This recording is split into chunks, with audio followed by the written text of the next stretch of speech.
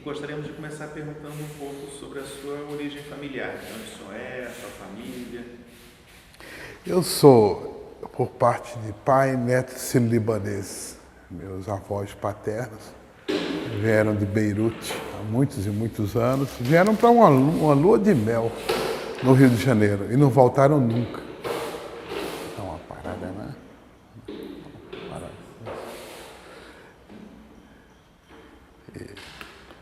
E não voltaram mais. Vieram para essa lua de mel e não retornaram mais. De fato que os meus pais, sobretudo o meu pai, nasceu no Maranhão. Tem uma colônia de libaneses no Maranhão, chamada, em Caxias, inclusive. Tem, então, inclusive, uma rua com um portal cheio de libaneses. Meu pai era comerciante, como todo bom árabe, né? Eu gostava muito de ler. Uma pessoa muito... Tanto quanto o meu avô, que como se afastou da terra dele, ele tinha notícias pelo rádio e jornal, pelas revistas, sempre lia muito. Meu pai também herdou essa característica e eu terminei herdando deles também, porque li muitos jornais na minha adolescência, muitos jornais e revistas, cinema, uma grande estimulação, eu sou cinema, a televisão também. Terminei me tornando uma pessoa do ensino, da pesquisa. Acho que os grêmios escolares ajudaram muito também nessa época. Hoje não tem mais grêmios como tinha antigamente, mas antigamente as escolas tinham muitos grêmios. Esses grêmios estimulavam muito a participação dos alunos em jornais murais, júris simulados, peças de teatros, etc. Isso tudo concorreu muito para que a gente terminasse enveredando por esse caminho, por essa carreira. Aos 13, 14 anos, eu me lembro de uma frase dita a uma tia que eu nunca me esqueci, que eu queria uma carreira que eu pudesse falar para as pessoas. Eu não sabia direito bem o que seria, né? Mas algo assim, que eu pudesse falar para as pessoas, né? E terminei me tornando um professor. Eu ia fazer, inclusive, uma pós-graduação de filosofia, porque a minha formação é filosofia. Na Bélgica, era o meu objetivo, estudar o monismo neutro. Mas fui desencaminhado, no bom sentido da palavra, por um historiador belga, era padre, hoje deixou a batina, chamado Eduardo Hurnert, que escreve a história da igreja da perspectiva dos oprimidos, a perspectiva dele, né? Seila, ele era do grupo da Seila. E este professor nosso terminou nos desencaminhando para o campo da história social brasileira, deixando a filosofia de lado e indo para a história social brasileira. Foi a época que a Unicamp estava se montando. Não tinha nem curso de graduação de história, mas eles fizeram a pós-graduação, antes da graduação. Chamava-se Conjunto de História. Era um barracão numa lama danada ali na Unicamp, vermelha. Quando chovia era uma tragédia, a gente se sujava de lama. E eram os barracões improvisados que a gente ia estudar lá na Unicamp, nessa época. Deixa eu só lhe perguntar um pouco antes, o seu pai, né, que era comerciante, no Maranhão. Ele era maranhense, ele veio de lá para Pernambuco, para Garanhuns, que é uma cidade fria, muito fria, onde tinha uma colônia também de libaneses lá, árabes, né? Comerciantes árabes, lá nessa cidade. O senhor nasceu? Nasci em Garanhuns. Garanhuns. Que é aqui em Pernambuco, né? Sim. Que ano? 1951. Hoje eu tenho 63 anos. Completados, né? Agora no mês de julho. Mas ele veio de lá com meus avós paternos e se instalaram nessa cidade por conta do clima, que era muito frio, um clima de serra, tem quase 1000 metros acima do nível do mar. Então ficaram lá durante muito tempo, desenvolveram atividade comercial, meu avô, meu pai, depois os tios também, e etc. Né? O senhor estudava em colégio? Estudei em vários colégios religiosos. A minha formação é muito ligada a colégios religiosos. Colégio da Diocese e presbiteriano. Tem um excelente colégio presbiteriano E parte do secundário e o científico foi feito nesse colégio presbiteriano, chamado 15 de Novembro. Não é?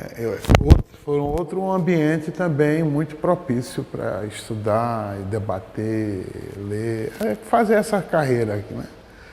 Também concorreu muito. Professores livres pensadores, sobretudo no colégio evangélico, diga-se de passagem. Eram livres pensadores, permitiam muito que a gente discutisse, debatesse em sala de aula.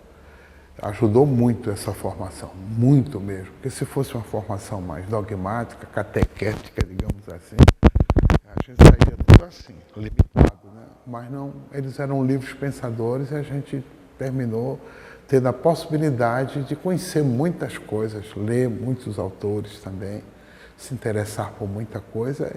Isso foi vital, acho que na formação da minha geração, digamos assim, né? Que autores o senhor lembra, livros? Na adolescência ainda cheguei a ler Sartre, As Moscas de Sartre, por exemplo, né? E um livro sobre Marx, não era dele, era a propósito do marxismo e a religião. Lia muitos autores católicos por conta da formação também, ligados à sexualidade, família. E meu pai tinha uma coisa que era muito obsessiva, que era ler tratados de medicina, para um consumo interno. E eu lia também esses livros todos, com muita curiosidade, diga-se de passagem, tanto quanto os dicionários. Então, uma curiosidade enorme de ler dicionário para conhecer as palavras.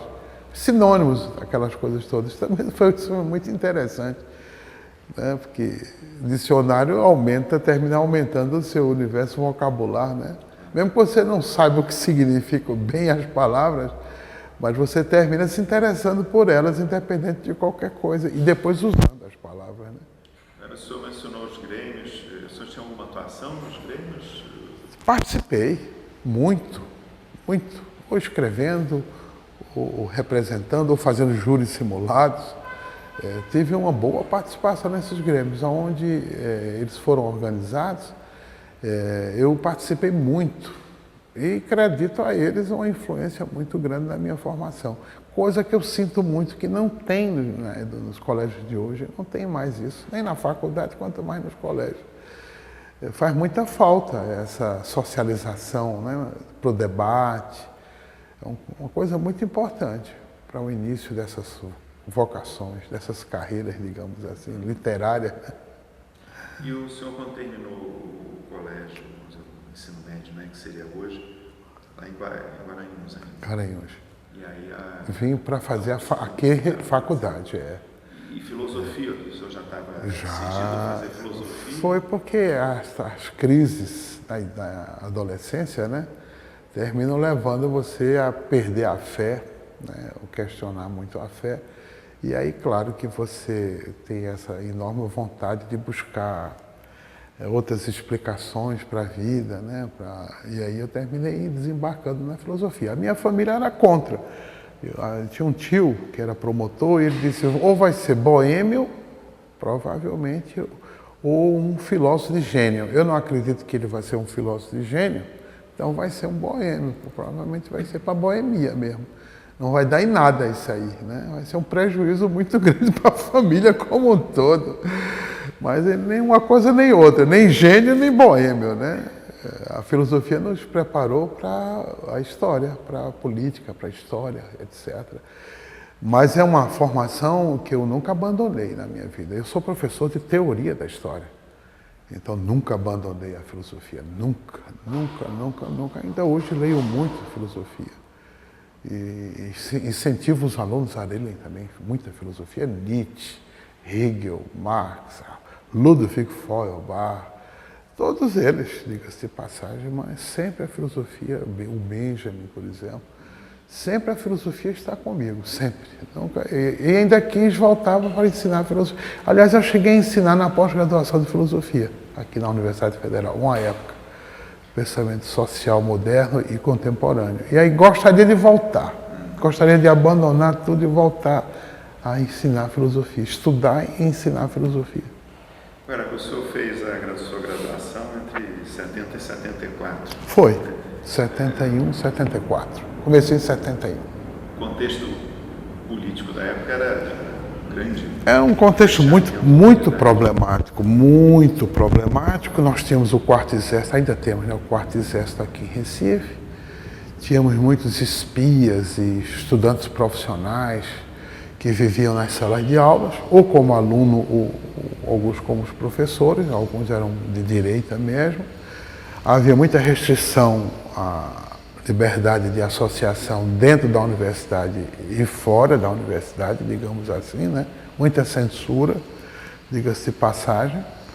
E havia, no nosso caso, um problema mais específico, que era uma disputa interna na universidade entre tomistas, professores tomistas e professores que tinham uma linha filosófica mais contemporânea ligada ao personalismo cristão, ao existencialismo e tal. E eram estrangeiros, esses professores eram estrangeiros, canadenses, espanhóis.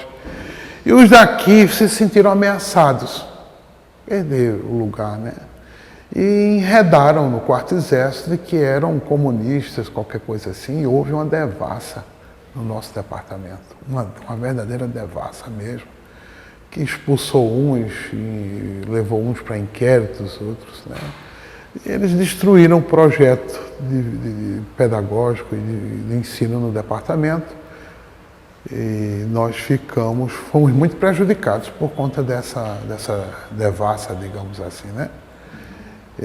Mas ainda fomos bastante beneficiados pelos professores que ficaram aqui conosco. Eles foram muito importantes na nossa formação. Professores de ordens religiosas, outros professores eram seculares, mas eram estrangeiros, não eram nossos aqui de Pernambuco. E eles eram canadenses, espanhóis, tinha esse belga, tinha uma freira norte-americana também. Esse pessoal foi muito importante na nossa formação, porque os da casa eram tomistas, arraigados com emprego, e não tinham nenhuma qualificação profissional, nunca tinham feito nem mestrado, nem doutorado, nem nada. Eram desses autodidatas que liam o Jacques Maritain e outros autores e se achavam que estavam preparados para dar as disciplinas da filosofia. Por isso que eles se sentiram muito ameaçados com esse grupo de jesuítas, ex-jesuítas que vieram da Europa e provocaram essa confusão enorme lá dentro do departamento. No Recife, o senhor tinha família também ou morava? Tinha tios, meus avós paternos vieram para o Recife, tios, etc. também. E eu vim, não para ficar com eles, mas de certa maneira estava ali ligado com a família, frequentava, tinha reuniões, né, encontros. Mas se eu não tivesse me desligado da minha família, aqui no Recife, eu não teria realmente evoluído muito como pessoa. Fui morar em república, né, com outros. E isso foi muito importante também, essa vivência, né, comunitária com outros da minha geração. E foi muito importante. Se eu tivesse ficado realmente preso na saia, agarrado lá, não teria conseguido aprender outras coisas, né? Ter uma visão de mundo, uma iniciação política, sindical, etc., como depois. Isso só veio em função desse afastamento da família. Como disse Sérgio Buarque de Holanda, tem que cortar mesmo os laços com a família, porque ou você corta ou então você não cresce como pessoa, né? O senhor trabalhava também enquanto fazia a faculdade? Dei aulas em colégios, dei aulas nos colégios, nessa época. E nos colégios particulares, né? Aulas de filosofia? Não, nessa época a gente não tinha nem filosofia mais, já tinham tirado a filosofia já, como a sociologia também. E aí o que é que acontece? Tinha que dar aula do que tinha, de história, de geografia, acho que ainda tinha organização social e política brasileira, ainda tinha isso. Educação moral e cívica. Moral e cívica. E tinha essas coisas, né? A SPB era na faculdade, né? E nós dávamos essas aulas. Era muito importante porque era um dinheiro para comprar os livros. O dinheiro dos livros vinha daí, dessas aulas que eram dadas, né? Senão não tinha como comprar os livros. Tinha que ler, e li muito nas bibliotecas. Li bastante nas bibliotecas. Aproveitei muito das bibliotecas, muito, muito mesmo. Inclusive depois, né, que fui com a pós-graduação, as bibliotecas foram fundamentais. Da UNB, da USP. A Unicamp não, a biblioteca era muito precária. Mas a biblioteca da USP é muito boa. Da UNB extraordinária. A biblioteca da UNB é um mundo. Passava até quase meia-noite, porque eu morava dentro da universidade. Meia-noite eu estava para fechar e ia para o alojamento que é interno dentro da UNB. Mas era muito bom, bom demais, né? Quando eu digo aos alunos hoje, procurem as bibliotecas, leiam nas bibliotecas, é muito importante ler nas bibliotecas, porque eles só querem comprar livro, ou quando compra, né? Ou então xerox, não sabe ler nas bibliotecas, aproveitar das bibliotecas, né? Professor, como era o ambiente dentro, porque o senhor estudou na Universidade Católica? Estudei. E como era o ambiente universitário? Porque tinham alguns comícios na época da ditadura, tinham alguns eventos. Tinha, mas lá não, viu? Na Faculdade de Direito, sim, federal, né? Lá não.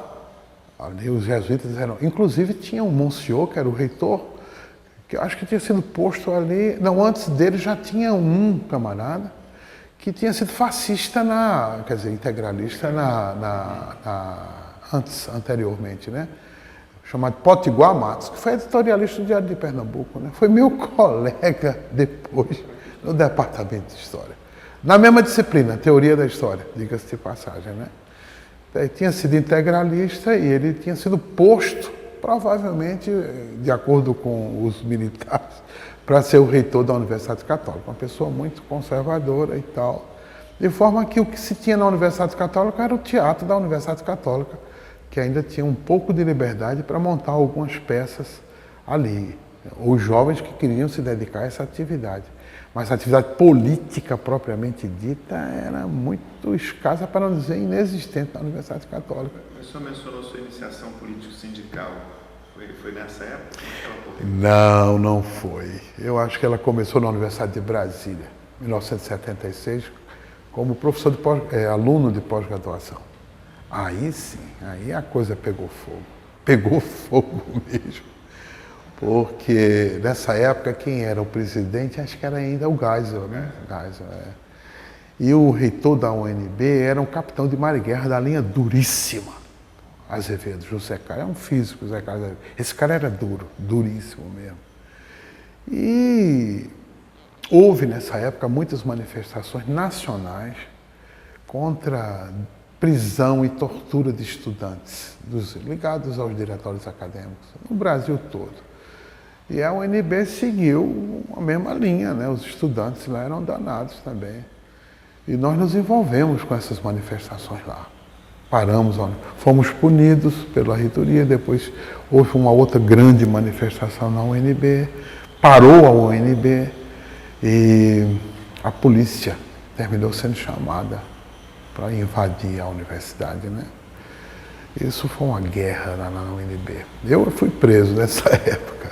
Respondi a inquérito, fiquei 30 dias na Polícia Federal de Brasília. Eles queriam saber se havia alguma infiltração política de alguma organização de esquerda no movimento, né?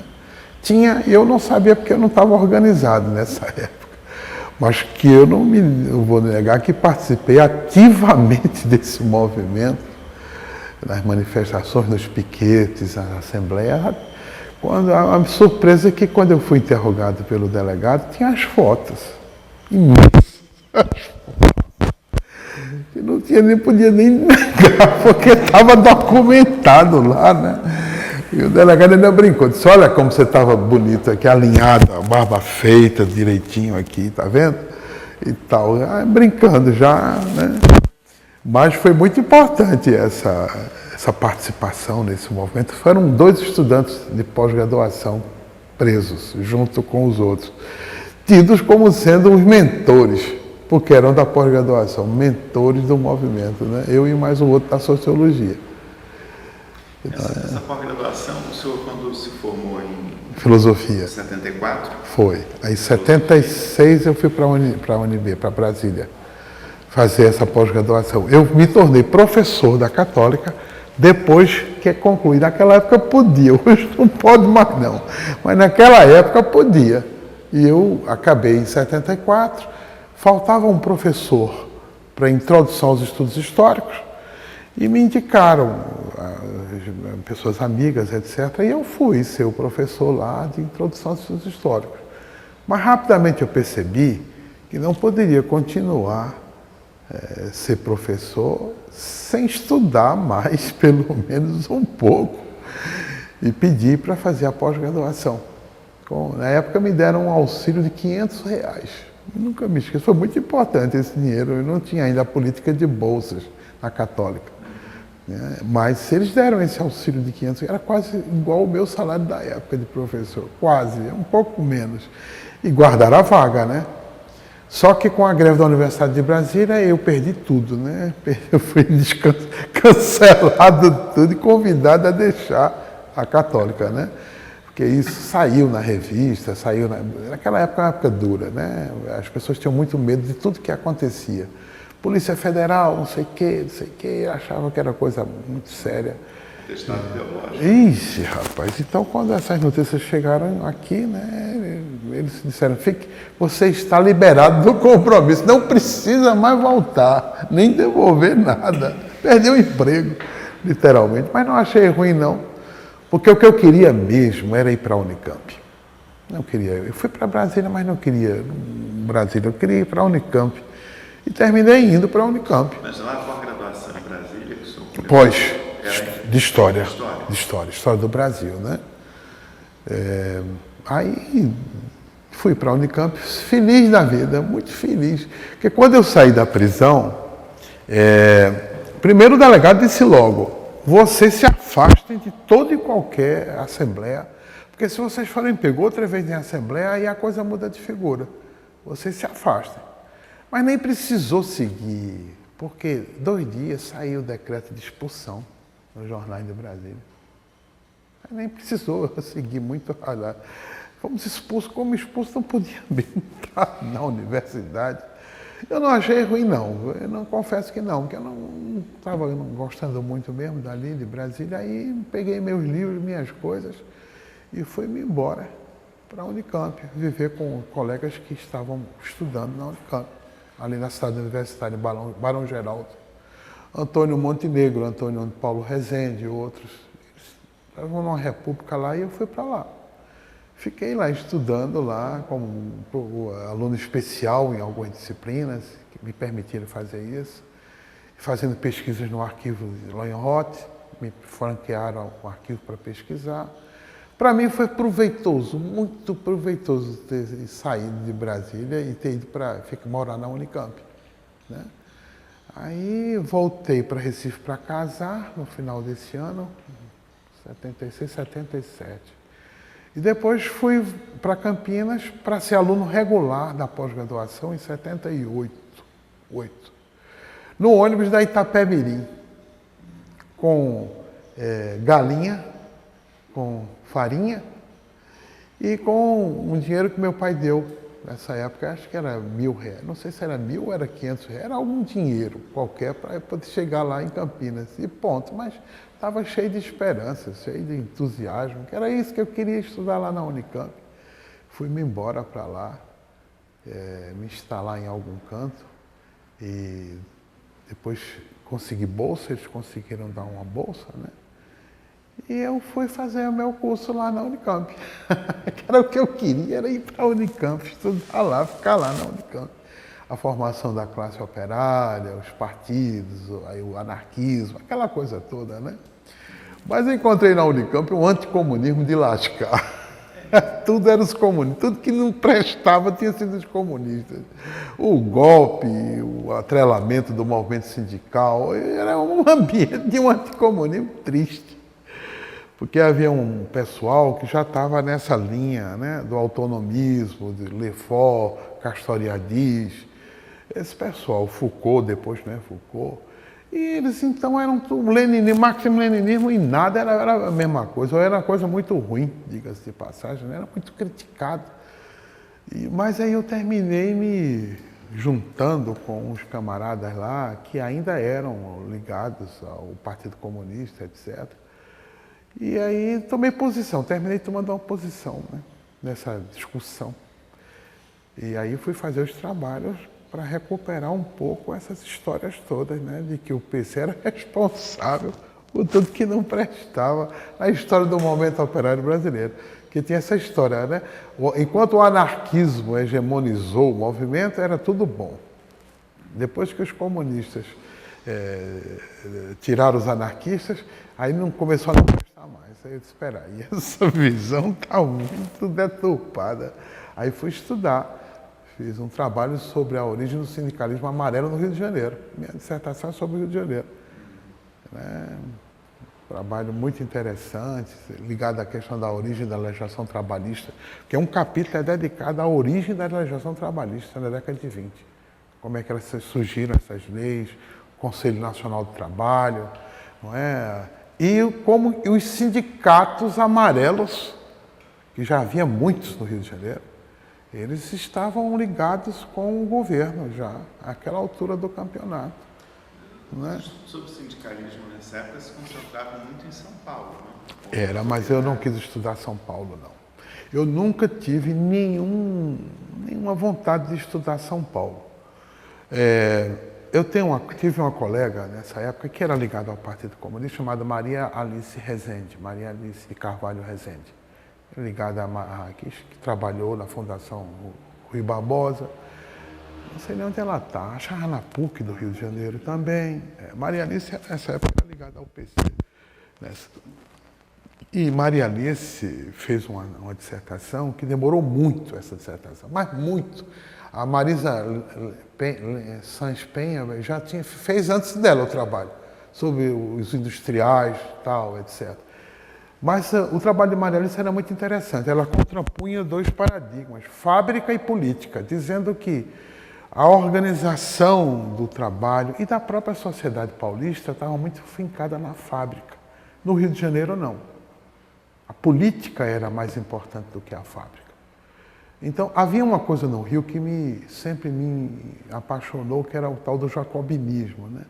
A questão do jacobinismo, da pequena burguesia jacobinista, da relação dela com o movimento sindical, com o movimento operário, coisa que não tinha em São Paulo.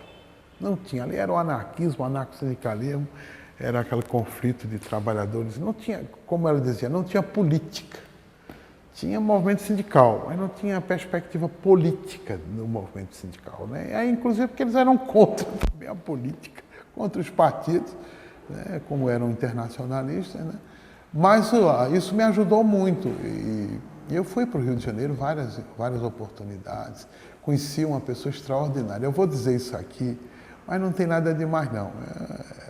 Conheci uma pessoa extraordinária no Rio de Janeiro, que foi ser, depois não é mais, foi ser a mulher do Zé Murilo de Carvalho. Você sabe quem é Zé Murilo de Carvalho, é conhecido demais, né?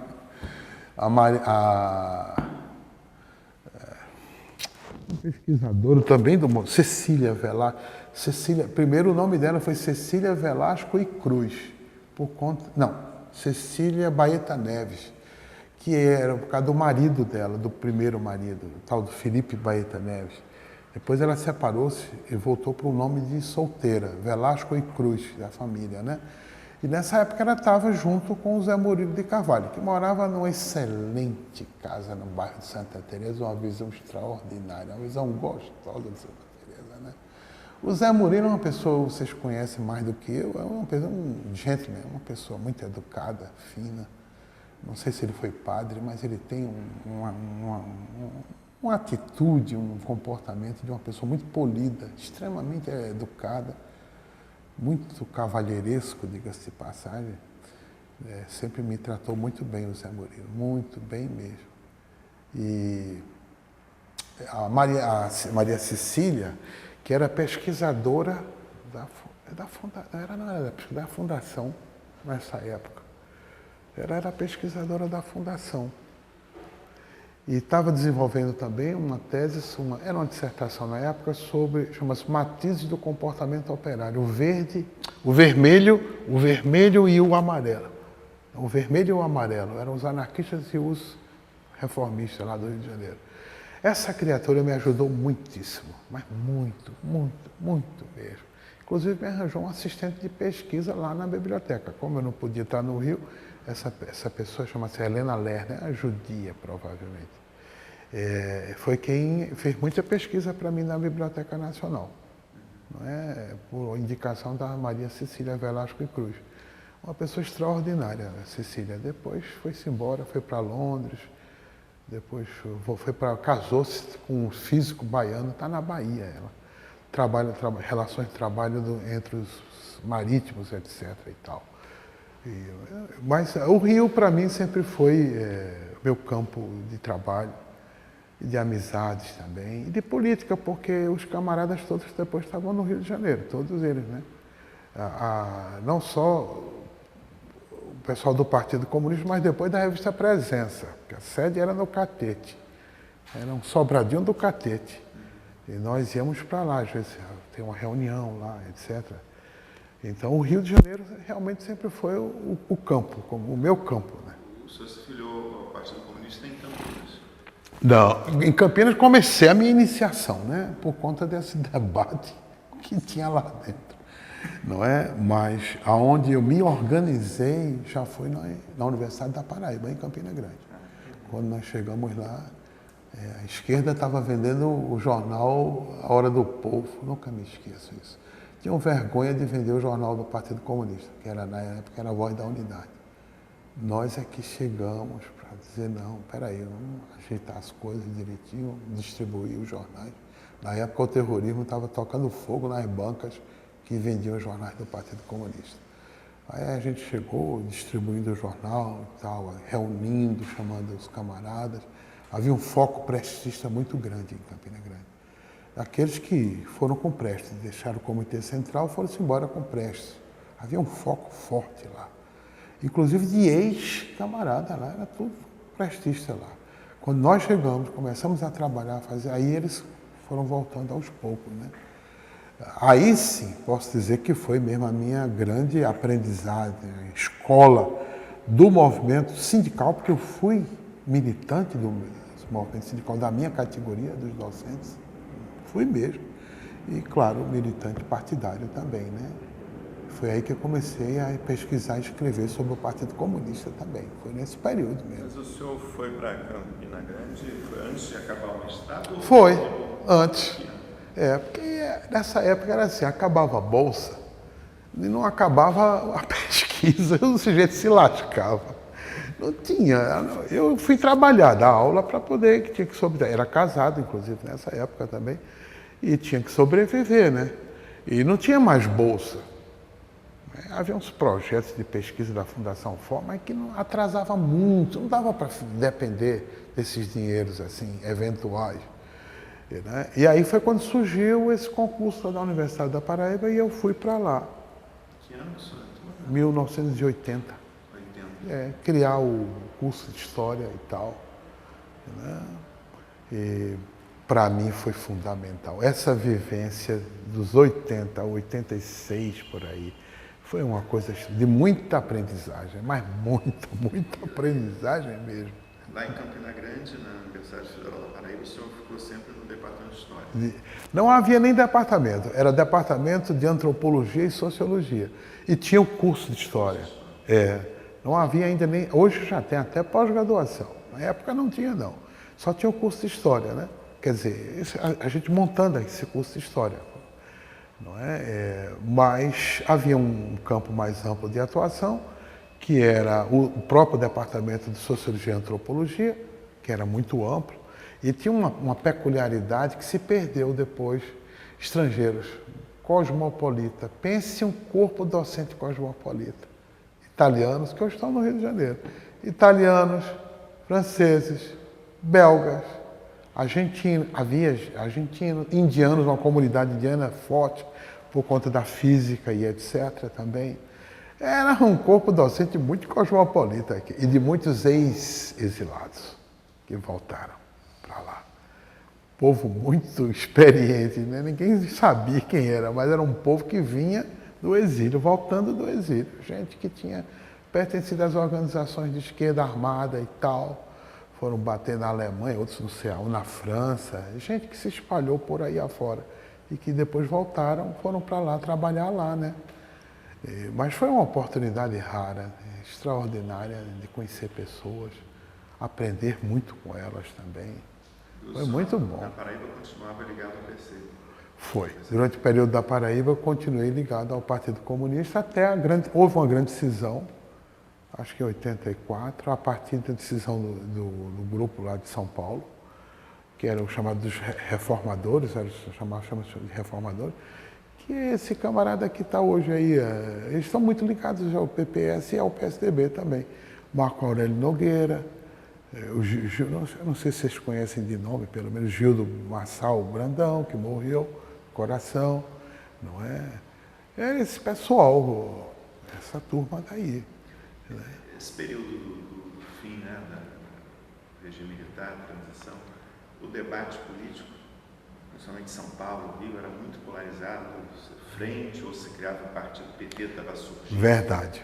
Né? Me lembro muito, eu era estudante havia, de ciências sociais. Mas havia mesmo esse ou debate. criava um partido diferente do resto, né? O resto era tudo antigo. Antigo.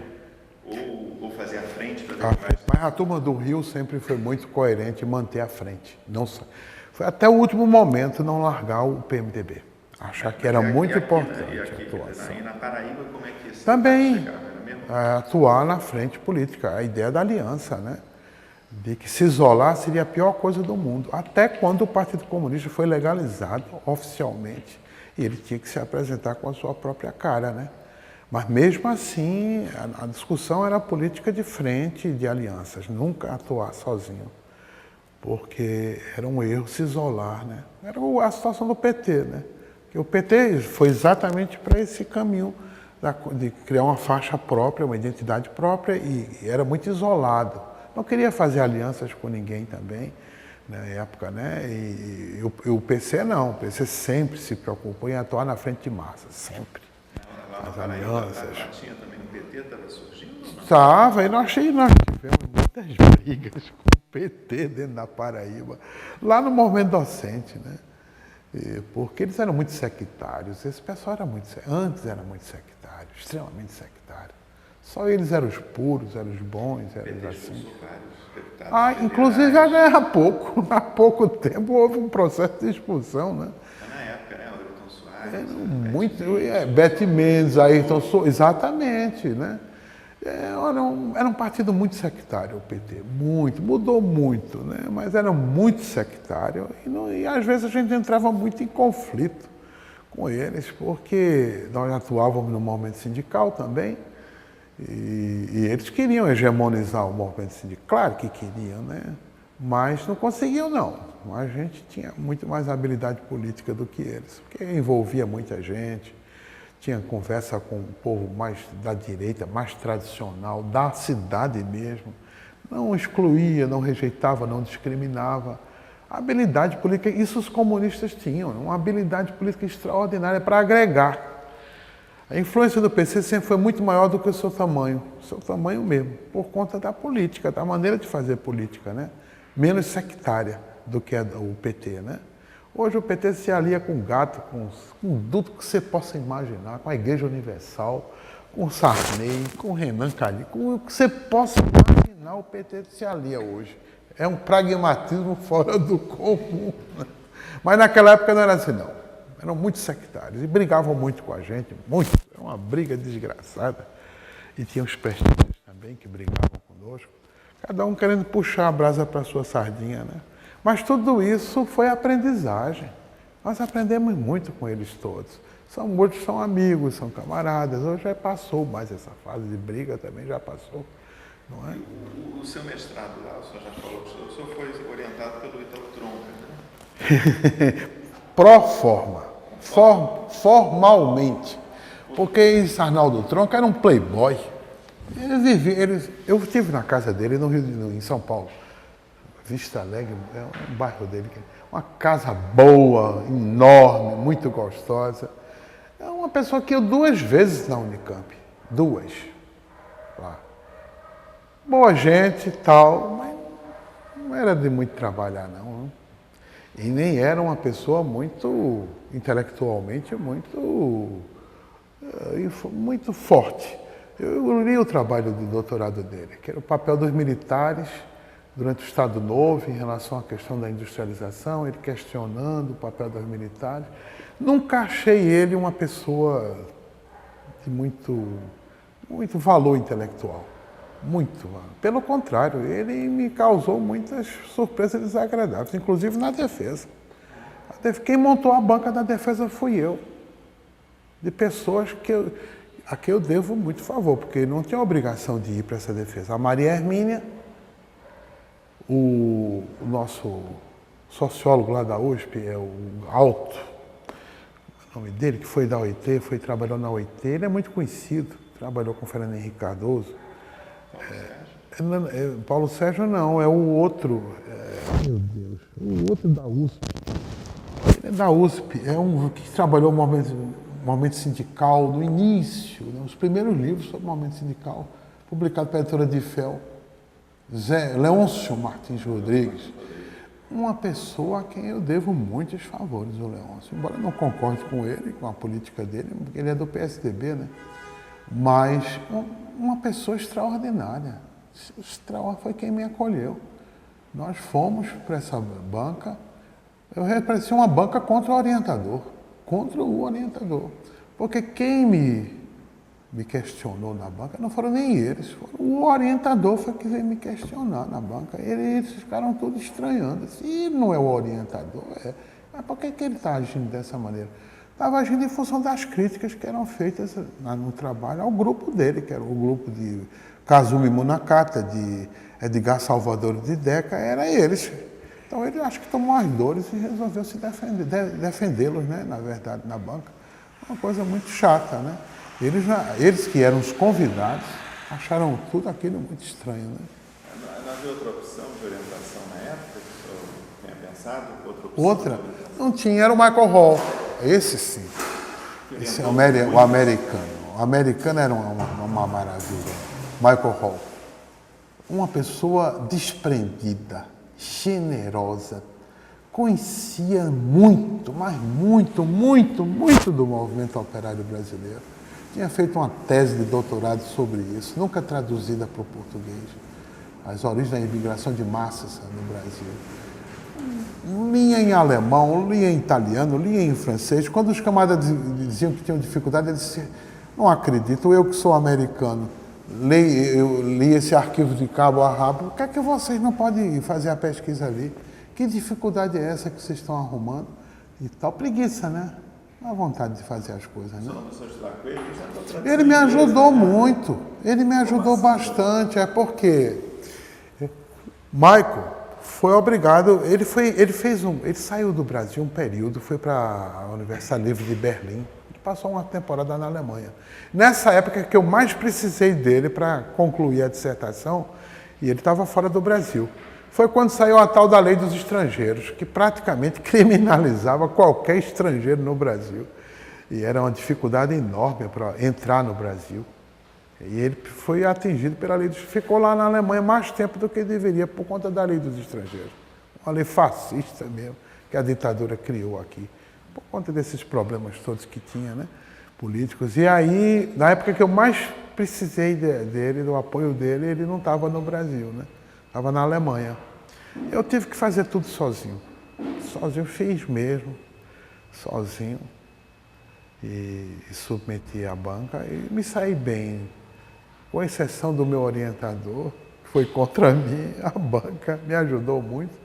E o Leôncio me levou de volta para São Paulo e ainda fez uma coisa inesquecível. Ele disse, eu preparei uma coisinha para você na minha casa. Aí me levou e fez uma pequena confraternização na casa dele.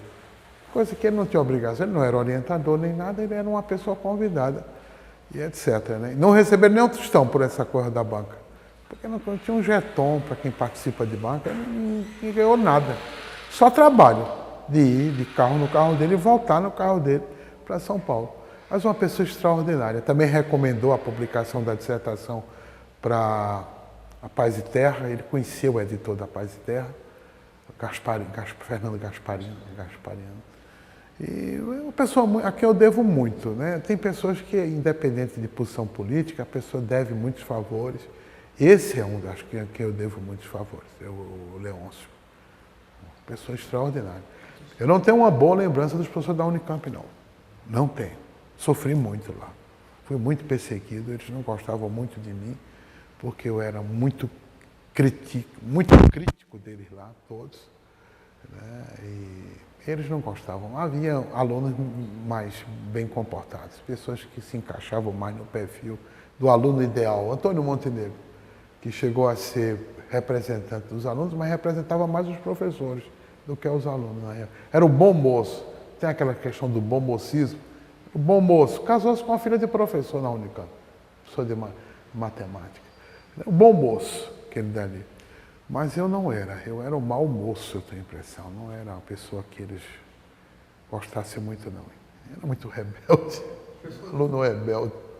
Nessa sua formação, o senhor comentou que houve um quadro que influenciou na sua formação, que ele... Eduardo. E aí, como foi esse percurso para História.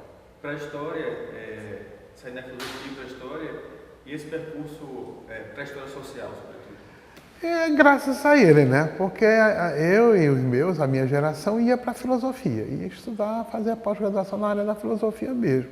Estava se preparando para isso mesmo, não é? Mas ele nos desencaminhou. Ele foi professor de História da Filosofia no Brasil. E aí os textos começaram a fazer a nossa cabeça, né? Caio Prado, Sérgio Buarque, Ouro, não sei quem, Nelson Werneck, etc. e tal. E isso foi fazendo a nossa cabeça e ele chamando a atenção de que era mais importante estudar era o Brasil do que a filosofia ocidental. Não tem muita importância por causa do Brasil. E quando a Unicamp se formou, foi a Unicamp que surgiu na revista Veja nessa época, como sendo um centro novo que o ex-reitor da Universidade de Brasília, que foi para lá, eu esqueci do nome dele agora, estava criando aquele centro de pós-graduação e tinha esse arquivo, que foi o arquivo do Edgar Lowenroth, que foi comprado pela Unicamp, né? E tudo isso chamou a nossa atenção, né? Para a gente ir para lá, para a Unicamp. Estudar lá na Unicamp e tal, etc. Não ficar por aqui, não. Sair do Brasil. Foi a melhor coisa que nós fizemos, foi ter ido para lá, estudar lá na Unicamp. Porque lá era um mundo, lá tinha muitas coisas. Só aquele arquivo da imprensa operária brasileira, aquilo é uma riqueza fora do comum. Tinha muita coisa mesmo para se estudar, muita coisa. Eu ainda organizei umas coletâneas a partir da documentação de lá do arquivo, que tinha lá coleções inteiras de periódicos do início do século, dos anos 20, das publicações do Partido Comunista Brasileiro. Ave Maria, aquilo dali, para quem gosta, aquilo é uma maravilha, é uma coisa extraordinária. E fiz amizades pessoais também com o pessoal lá eles facilitavam tudo. Houve uma época que eu fiquei umas férias em Campinas, sozinho, e eles me deixavam levar para casa as coisas para eu datilografar, copiar, etc. Isso tudo ajuda muito na vida de uma pessoa. Inclusive lá no Rio de Janeiro eu também tive ajuda, muita ajuda no Rio de Janeiro. Porque quando eu bati na Biblioteca Nacional a primeira vez, para pesquisar, tudo não podia. Era quase que um carimbo, né? Não pode, está fechado, está reformando, está trancado, não sei o quê, está microfilmando. Eu ia voltar de mãos vazias para casa, viu? Mas aí um cidadão, nunca esqueço o nome dele, da filmografia que filmava, disse, não, vamos dar um jeito. Marque aí sim os números que você quer e tal, que a gente vai dar um jeito. Você não pode, talvez, fazer essa pesquisa assim, mas a gente vai fazer para você no microfilme e você paga e vai-se embora para casa. Foi uma maravilha. Já pensou? Levar para minha casa os microfilmes dos jornais que eu queria, dos números que eu precisava, etc. Baratíssimo. O custo da microfilmagem era... Agora, a gratificação era melhor do que o preço da microfilmagem, é um pouco mais. Mas valia a pena, porque senão você não pesquisava nada, porque é difícil pesquisar ali no Rio de Janeiro, difícil. Mas conseguimos, né? Se eu disser isso a um pesquisador americano, ele não acredita. Porque ele diz assim, sim, não, pão, queijo. Mas se você disser assim, talvez, quem sabe, vamos ver, Essa parte eles não sabem, não entendem disso, não. Agora, o senhor vai fazer o doutorado na USP, né? Fui na USP. Ainda trabalhando na Paraíba? Na Paraíba. Mas por que a opção pela USP? E não pela Unicamp, foi. A Unicamp eles não queriam, não me queriam mais na Unicamp, não.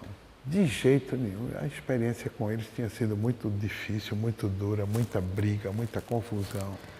Sobretudo com uma das professoras que era mais querida lá, que era a Deia Fenelon Ribeiro, que morreu de câncer.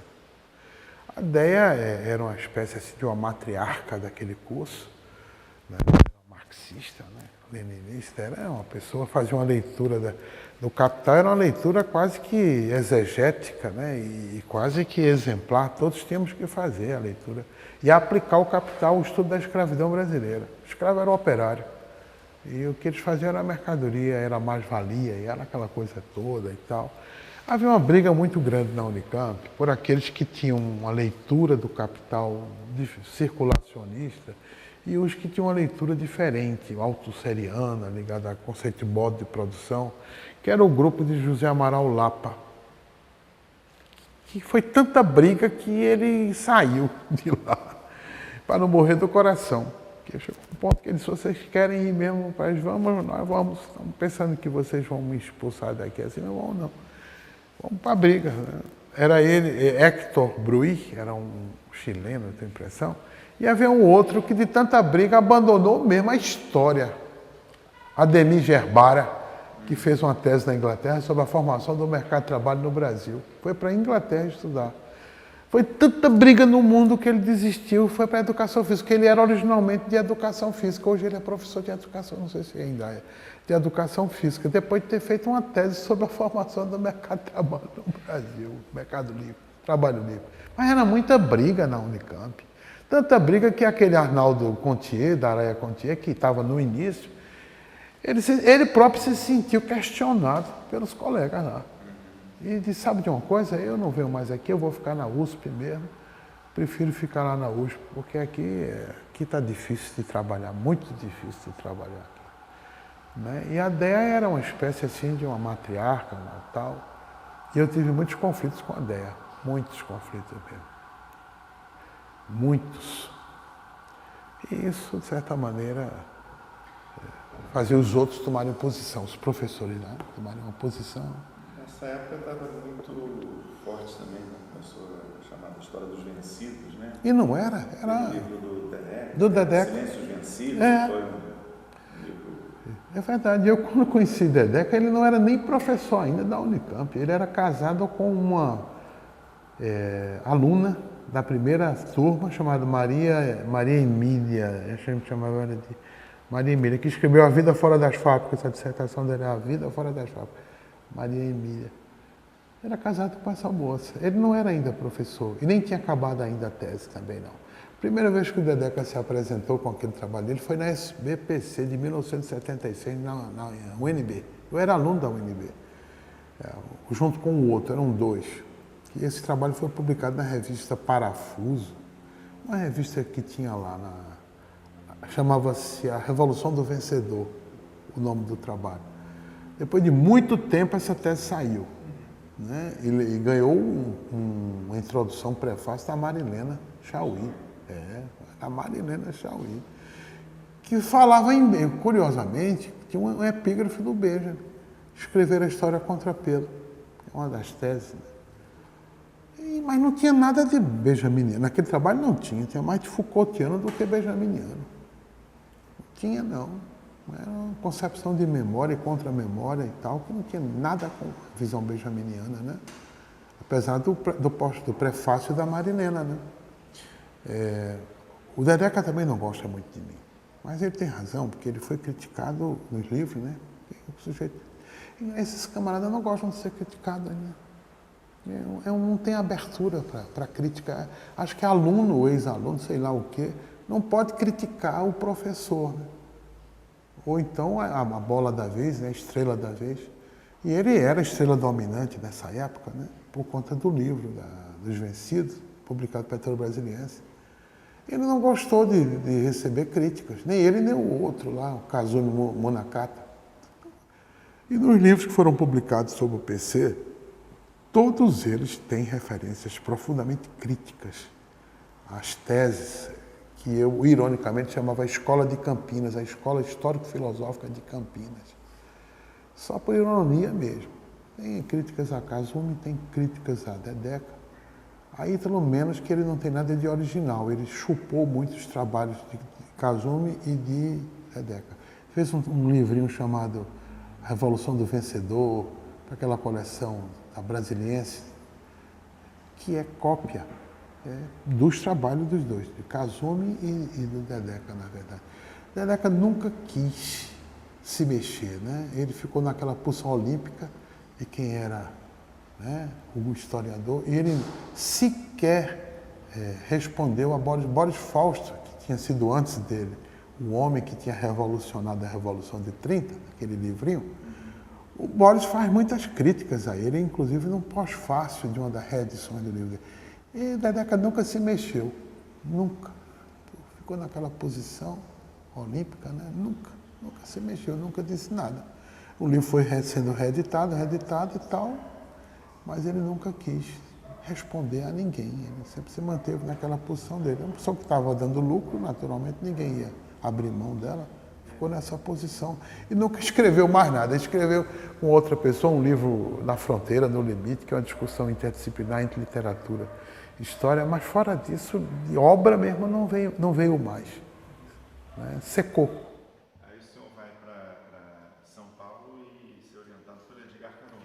O senhor já o conhecia antes? Conhecia antes, conheci de encontros de história que ele veio. E ele me perguntou sobre o que eu estudava, etc. Eu falei para ele que estava na Unicamp, estava acabando a dissertação de mestrado, etc. e tal. Ele até disse assim, você não prefere ir para a USP, já levar isso para a USP e fazer lá na USP como um doutorado e não como essa dissertação de mestrado? Eu avaliei o custo-benefício, achei melhor acabar lá na Unicamp mesmo, em 1982. Achei que era mais importante. E se fosse para fazia uma outra mesmo tese de doutorado, que foi sobre o Partido Comunista Brasileiro e a Internacional Comunista. Foi uma dureza, como se diz, porque nunca você procure uma pessoa para lhe orientar que se auto-atribua o papel de ser o historiador daquele movimento, daquela instituição. E ele se achava o tal. Era o dono do assunto. Menino, foi difícil trabalhar com esse camarada. Muito difícil. Avarento, egoísta, não socializava nada. Ele tem uma excelente, uma extraordinária, foi vendida a biblioteca dele. Ele empenhou as fazendas para poder comprar as bibliotecas. Ele era desse tipo mesmo. Fundos documentais. Tem um livreiro em São Paulo chamado Calil, que foi quem comprou parte da biblioteca de Astor Júlio Pereira, da viúva Inês. E o Carone fez isso, né? O Carone empenhou, hipotecou as fazendas que tinha e comprou todo esse material ao Calil, né? Só que ele não deixava ninguém chegar perto. Que eu digo ao Leôncio uma vez se atreveu a pedir a ele um artigo da revista Continental, ele disse, vou dar tanto a você, pode esperar, eu vou dar ao concorrente nada, mas não vou mesmo. Pode ficar esperando. O Leôncio que me contou essa história, né? Mas ele era assim, ele era muito avarento, né? Olha, levar adiante esse projeto dessa tese me custou muito. Muito. Primeiro, a Carone obrigava os orientandos a serem seus alunos lá no seminário dele da pós-graduação. Era obrigação o orientando fazer a disciplina do orientador. Só que era uma disciplina que, sinceramente, não tinha muito o que ver, né? Ele juntava todos os pensadores modernos numa aula só e mandava cada um escolher um para apresentar. Era Spencer, Haeckel, Marx, Darwin. Era desse jeito, né? É uma coisa que não tinha muita organicidade, mas era obrigado a fazer. Pior é que não tinha muita alternativa. No semestre que eu fui para procurar disciplinas, eu tinha que fazer umas 2. Não tinha muito o que fazer. Para mim, não tinha. Terminei caindo num curso do Vitor Noll, da filosofia, sobre filosofia da arte. Aí é que eu me arrependi amargamente, porque o professor não dava aula, né? Aquela turma é boa, gente boa, essa da USP, não dava aula não.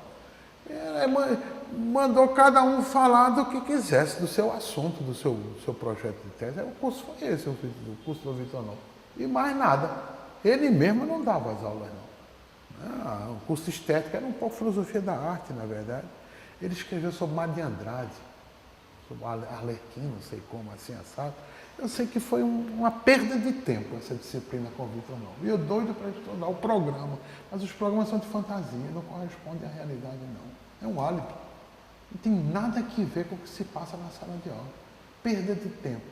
Quase que eu posso dizer que esses 2 cursos, esse semestre que eu fiz, foi perdido na USP. Não me aproveitou de nada. Nada. E eu precisava de estudar, precisava de debater. A USP, se fosse na Unicamp, tinha sido melhor do que lá na USP. O senhor morou em São Paulo quanto tempo? Eu morei em São Paulo 2 vezes. Eu morei em São Paulo no primeiro semestre de 1983 foi. 83. Um semestre eu morei lá e morei um outro semestre, acho que em 84, quando fui defender. Não, é 84, quando eu já fui para ultimar o trabalho e procurar defender já, né? 2 vezes eu morei em São Paulo. Mas as pessoas que estudam na USP não frequentam muito a universidade, nem os próprios professores frequentam. Eles não vão com muita frequência à universidade, não. Eu me lembro que o seu Carlos Guilherme Mota, que era um dos membros da minha banca de qualificação, sequer se lembrava que era. E ele não foi. Prejudicou, inclusive. Ele não estava, não estou sabendo, ninguém me disse nada sobre isso. Era desse jeito ali, muito ruim. Assim, né? Dessa questão da aula. A gente era atendido na casa dos professores. Eu fui 1 ou 2 vezes na casa do Carão, em Perdiz. 1 ou 2 vezes lá, para conversar com ele. Porque na USP as pessoas quase que não iam mesmo, não, que era muito longe. E o Brodello tem uma frase interessante, que o Brodello foi professor da USP, onde escreveu a tese dele. E ele disse, eu pude escrever porque ninguém vinha. Quando chovia, ninguém vinha para a USP, está nas memórias dele, né? Reflexões sobre ele. Quando chovia, quando tinha uma coisa qualquer, ninguém vinha na universidade. Eu aproveitei e fiz a minha tese, escrevi a tese lá na USP, como professor lá da USP, né? Mas isso é verdade. É muito sem vida interna, porque a USP é muito descentralizada. Muito sem vida interna aquela universidade. Muito, ninguém vai ali, assim com frequência, né?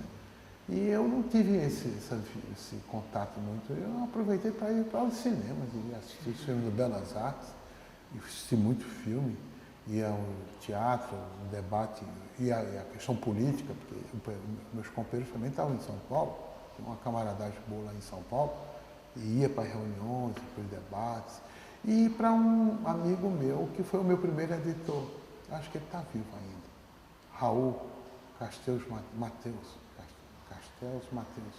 da editora Livraria Ciências Humanas, na rua 7 de Abril.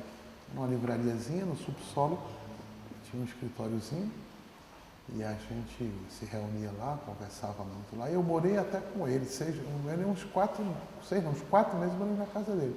Dormia no sofá da sala, que é onde estava a biblioteca dele. E como ele era uma pessoa ligada mesmo ao Partido Comunista, lá em São Paulo, era uma maravilha. Porque todos os eventos, os debates, as publicações, etc. E ele mesmo tinha uma revista chamada Tema de Ciências Humanas, onde todo mundo escrevia. Eu cheguei a escrever pelo menos um artigo nessa revista. E era muito bom aquela convivência, era melhor do que estar na USP. Muito melhor do que estar na USP, era estar na livraria com ele lá, na casa, nas reuniões. São Paulo é bom por isso, porque tem uma vida cultural, política extraordinária. Melhor estar na rua do que estar dentro da universidade. 1000 vezes melhor, né? Eu gosto muito de São Paulo, tem gente que não gosta. Eu gosto muito de São Paulo por conta dessas coisas, né? Teria ficado lá o resto da vida, se não precisasse trabalhar, né? Professor, qual foi o impacto da sua formação em filosofia na sua carreira de historiador? Enfim, em relação ao quadro de leitura, o que é que você aproveitou nesse percurso até... Boa pergunta, sua pergunta, viu? Primeiro eu me tornei um professor de teoria da história, mesmo. E escrevi sobre teoria da história, estudei muito, ainda hoje estudo sobre teoria da história. E a filosofia foi fundamental. Aí foi. Que eu me lembro que nos últimos meses do meu curso de graduação, eu lia sobre filosofia da história. Hegel, Marx, ia para a praça no domingo, no sábado à tarde, sentava e lia sobre filosofia da história. Li muito sobre filosofia. Então, havia um elo de continuidade na formação que não se perdeu de jeito nenhum. Quando eu me tornei professor de teoria da história, a filosofia foi um instrumento extraordinário para mim. Ainda é, né? Extraordinário mesmo. Você não sabe o que é se deleitar lendo um livro de história não tanto de história, mas de filosofia da história, de filosofia política, por exemplo. Comprar não é nem para usar, não, é para ler, se deleitar com aquilo dali. Uma vez eu trouxe para casa um livro, assim, grossão, chamado Passagens, que é a edição brasileira do texto dele. Um livro bichão, assim. Aí a empregada disse, você é doido? A moça que trabalha para mim, você não vai se aposentar? Para que diabo você comprou esse livro? Você vai ler esse livro? Eu disse, eu vou. Por quê? Tem alguma objeção? Você não precisa, você não já vai se aposentar. Eu disse, mas eu gosto, quero ler o livro. Eu comprei para ler, não foi para nada não, só foi para ler. Porque o livro tem muita repetição. O pessoal pensa que aquele dali é uma coisa assim, fora do comum. Não é nada. Os ensaios que tem ali já estão publicados no Brasil há não sei quanto tempo. Os 2 ou 3 ensaios benjaminianos. O resto é um dicionário de notas de leitura organizado alfabeticamente, em ordem alfabética, pelos organizadores daquele volume, que acho que é um alemão, acho que Rolf Tiedemann. Foi o organizador desses manuscritos benjaminianos. Mas não tem uma história ali. É só fragmentos que tem. Agora é um bichão assim, que quem pensa, diz, eita, que livro danado. É um livro para lascar, né? Mas é isso, né? É uma cachaça, né? Tem coisas que são cachaça na vida da ópio, né? Diz que o ópio dos intelectuais é o próprio livro, é a leitura que eles fazem, né? O senhor, em 86, né, defende a tese, né, na USP, e também se muda da Paraíba para Pernambuco. Foi a coisa mais errada da minha vida. Se a pessoa pode fazer uma avaliação, né? Assim como eu estou fazendo para vocês, foi o passo mais errado da minha vida.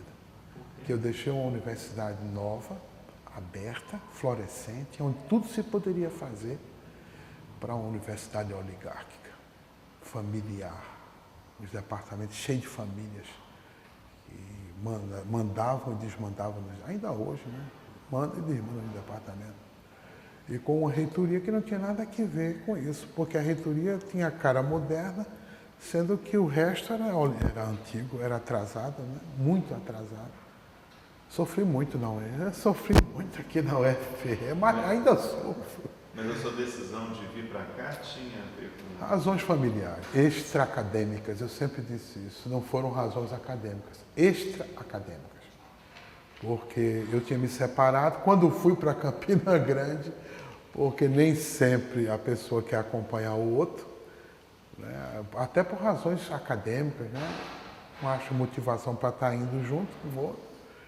Isso provocou a minha separação e depois, muitos anos, houve uma tentativa de reaproximação e isso deu na minha saída de Campina Grande e um concurso feito aqui na Universidade de Pernambuco, que esse concurso está descrito no livro de Antônio Paulo, Ruídos do Efêmero. E não é que ele relatou as cenas do concurso, que ele perdeu esse concurso, ele ficou em segundo lugar. Chorou, ele não botou que chorou, podia ter escrito, né? Chorou no corredor quando foi reprovado, né? E eu abri mão da minha vaga para ele entrar. Eu disse, não chore não, eu deixo, você entra no meu lugar. Eu renuncio, você entra no meu lugar e eu entro como professor visitante, depois eu espero um concurso para fazer. Mas você não botou lá não. Quando os alunos vêm me contar isso, aí eu digo, a história completa é essa daqui. Ele não contou tudo, conta só um pedaço, né? Mas foram razões extra-acadêmicas, né? Não foram razões acadêmicas, não. Porque este departamento que nós temos, hoje ele está bem mudado, mas o departamento que eu encontrei era muito ruim. Ruim. Esse departamento de história. História. Residual, de professores antigos, sem capacitação, que estavam ou se aposentando ou outros ainda iam se capacitar, entrados com clientelismo, que era amigo de fulano, de Beltrano. Pessoas, sinceramente, sem... Olha o que eu comi fogo nesse departamento. Eu fui para uma banca de dissertação, de história, não sabia que havia briga assim, de compadre e comadre, mas eu fui para aquela banca e reprovei, disse, esse trabalho não tem condição de ser aprovado, porque é uma colagem de artigos do Diário de Pernambuco sobre a Segunda Guerra Mundial. A moça era editora do diário, entendeu? Mas era amante de um dos professores do diário, que entrou através desse meio. E eu não sabia nada das encrencas, das brigas. E eu disse, esse trabalho não tem condição de ser aprovado. Ele é uma colagem de artigos do Diário de Pernambuco. 2 volumes, é um negócio imenso. Olha, só transcrição, né? Mas para que eu fui fazer isso? Comi o pão que o diabo amassou. Palmeira. Eu, nessa época, escrevia para o diário, a parte do VV. E a mulher era a editora do VV, né? Exatamente a editora do VV. Primeiro, eu perdi logo o acesso. Primeira consequência. Segundo, o dito cujo, que era o patrocinador, né, o tal lá, fez um editorial. Ele era editorialista do Diário de Pernambuco. Ah, rapaz, falando da minha família. Não foi de mim, não. Foi da minha família. Olha lá, o Diário de Pernambuco. Eu disse, mas quer dizer que a coisa é assim aqui, nesse estado? É uma capitania hereditária mesmo, de famílias, que ninguém pode fazer nada, nem discutir, nem debater nada. E tem que beijar a mão dos poderosos se quiser conseguir alguma coisa. Que canto é esse que eu vim me enfiar aqui dentro? Isso não tem condição acadêmica, né? Não tem excelência acadêmica nenhuma aqui. Aqui não tem. Você não tem liberdade para fazer debates aqui, não tem. O que pode acontecer com você é você aparecer no jornal no outro dia. Como assim, como assado. O outro foi uma coisa pior ainda, viu? Uma dissertação de mestrado orientada por um americano que aposentou-se. Era patrimônio do curso de História já. Aposentou-se. Trabalho ruim, sem perspectiva nenhuma para ser aprovado. O outro companheiro da banca disse, esse trabalho não tem condição de ser aprovado. Não tem. Foi uma situação muito ruim, porque a família toda estava lá. Quem é que ia dizer lá que o trabalho não ia ser aprovado? E o próprio orientador foi o primeiro a dizer, não pode, não existe essa condição de reprovação aqui não, tem que ser aprovado, nem que seja com a nota mínima. Mas não tem condição. Pensa que eles respeitaram a posição da banca? Não. Ele era o vice-coordenador do programa, ele simplesmente desconsiderou o que tinha dito e deram à moça o certificado de aprovado. E sumiu as nossas observações, eu tinha feito por escrito, tudo desapareceu. É um departamento infame esse departamento, muito ruim, sob todos os aspectos. Atualmente é chefiada por uma filha de uma professora, que se julgava ela também dona, ou lugar-tenente da dona, qualquer coisa assim. Essa foi a minha aluna, péssima aluna, essa moça, péssima aluna. Absenteísta, não vinha nas aulas. Mas você sabe, né, quem é protegido dos donos da casa, né? Mas, enfim, sofri muito nesse departamento de história, mas muito mesmo. Porque encontrei um meio oligárquico profundo e familiar, profundamente oligárquico. Não é? Eu briguei muito, sempre lutei muito, porque eu tinha minha própria visão das coisas, de como seria, as pesquisas, e não devia nada a eles. Né? Não tinha rabo de palha, rabo de palha não, rabo preso. Não tinha rabo preso com eles. Não devia nada a eles para ter entrado aqui. Não entrei por transferência, entrei por concurso público, disputado, por sinal. Né? Não tinha nada, não devia nada para eles. Nada, nada, nada, nada. Então começou um despeito, uma inveja, uma disputa muito grande. Não é? E eu tive que administrar isso. Até houve uma crise muito grande no mestrado de História e eu fui retirado do curso. Na ausência, eu estava numa banca, são tão desleais que esperaram eu ir para o Rio Grande do Norte, para uma banca, para fazerem isso. Foi feito na ausência do programa de história. Na minha ausência. Eu não podia nem me defender. Não sabia nem que estava em pauta essa questão. Mas alegando o quê? Que brigava com as pessoas, não sei o quê, mas o que eu podia fazer? A coordenadora, que era uma arqueóloga, se jogava dona do programa. Ela dizia que está vendo esses quadros, foi eu que dei. Está vendo essas cortinas, foi eu que comprei. Está vendo a biblioteca que tem aqui, foi tudo doação, então é tudo meu. Ninguém tira, ninguém mexe, sem a minha permissão. Um dia ela chegou e praticamente proibiu o menino de fazer a dissertação, orientando o meu. Disse, você não vai fazer essa dissertação, porque ela não presta, ela é... E ele veio se queixar a mim. Eu disse, como foi? A coordenadora proibiu você de fazer a dissertação. Ela não pode fazer isso, não. Só o orientador que vai dizer se é viável ou se não é viável. E ainda tem a defesa, onde vai ser julgado. Aí fui procurá-la. Né? Disse, a senhora proibiu fulano de tal de fazer a dissertação. Mentira, ele quer me jogar contra você. Disse, pois vamos fazer uma cariação. Aí a coisa não prestou mesmo, pegou fogo. E a dissertação foi concluída, foi feita, foi proibido de qualquer arqueólogo participar dessa banca, porque era sobre arqueologia, o método da arqueologia. Era uma crítica ao positivismo do método, né? Nenhum arqueólogo teve nessa banca. Nenhum. Eu tive que chamar outros colegas para participar, senão não tinha defesa, né? Essas coisas mesquinhas que ninguém acredita que ocorra dentro da universidade. Mas tinha tudo isso. Uma coisa muito feia. Patrimonialismo típico. O senhor passou da aula na ciência política? Foi, exatamente. Eu já era, concomitantemente... Aula após, na graduação? Não tinha, não. Assim, em História, na graduação, continuei como professor de Teoria da História. Continuei mesmo. Fiz questão de ir até o fim. Nessa época dessa crise, o reitor tinha dito, era bom você talvez deixar esse departamento, que vai ficar um pouco inviável você continuar nesse departamento, né? Eu disse, ele era médico cardiologista, eu disse, e o senhor pode trocar a sua especialidade para ser dermatologista, para ser... Não, né? Eu também não posso, eu sou professor de Teoria da História, por concurso público. Tenho livros publicados sobre Teoria da História. Tenho um longo período de professor. Por que eu vou deixar por conta de A, de B e de C?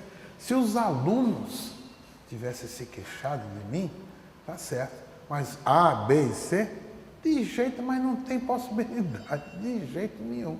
E fiquei, e permaneci até o fim como professor de Teoria da História, dando aulas, orientando, publicando, fazendo seminários e tal, etc. Nunca deixei de fazer isso, não. Porque a gente não ensina aos professores, ensina aos alunos. O outro dia eu disse isso brincando. A nossa sorte é que nós não damos aulas aos colegas, que não vão querer, né? Damos aos alunos. Então, nosso objetivo aqui é ser bons professores, sermos bons professores para os alunos. Não é agradar os colegas, sobretudo esses colegas que não valem nada. São pessoas muito conservadoras. Toda vez que tem um problema político, eles ficam tudo com medo de se solidarizar. A polícia invadiu a universidade, a nossa universidade, a pedido do reitor, num protesto contra a privatização dos hospitais universitários. Você pensa que eles se mexeram com medo de soltar uma nota? Porque houve um tumulto na reitoria mesmo. Eles ocuparam a reitoria e não queriam sair da reitoria. Né? E eles ficaram tudo com medo de soltar nota. Uma nota de apoio, uma nota simples, boba de apoio, de solidariedade aos alunos. A mesma coisa com as manifestações de rua que ocorreram aqui em junho, aqui em Pernambuco. Quem é que precisa desses colegas? Para nada, né? É um povo que não vale nada mesmo. É o povo do currículo Lattes, como se costuma dizer, né?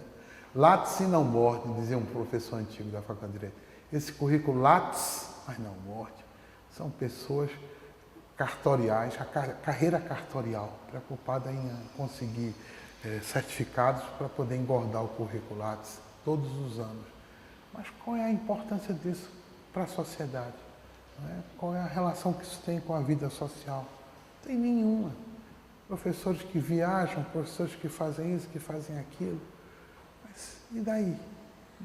Nada, né? Mas na ciência política o senhor se tornou professor da pós?